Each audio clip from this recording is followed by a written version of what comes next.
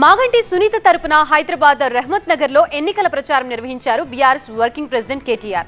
జూబ్లీహిల్స్ లో బీఆర్ఎస్ గెలవడం ఖాయమన్నారు. మాగంటి సునీత భారీ మెజారిటీతో గెలుస్తారన్న కేటీఆర్ కాంగ్రెస్ పార్టీని ఏ ఒక్కరూ నమ్మే పరిస్థితి లేదన్నారు. సునీత కన్నీళ్లను సైతం రాజకీయం చేసిన ఘనత కాంగ్రెస్ కి దక్కుతుందన్నారు కేటీఆర్.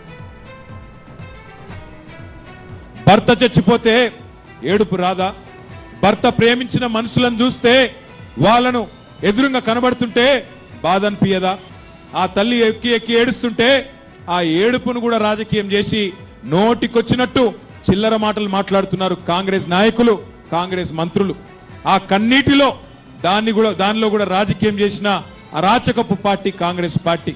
ఇలా ఒక్క ఆడబిడ్డను ఓడగొట్టడం కోసం ఈ ఒక్క సీటు కోసం ముఖ్యమంత్రి గారు కాలికి బల్పం కట్టుకొని తిరుగుతా ఉన్నాడు. అట్లాగే 14 మంది మంత్రులు ఒక్కొక్కరు ఇయాల గల్లీ గల్లీ తిరుగుతున్నారు. రేమత్ నగర్ లో, యూసుఫ్ గూడాలో, అట్లాగే అన్ని డివిజన్లలో గల్లీ గల్లీ తిరుగుతా ఉన్నారు.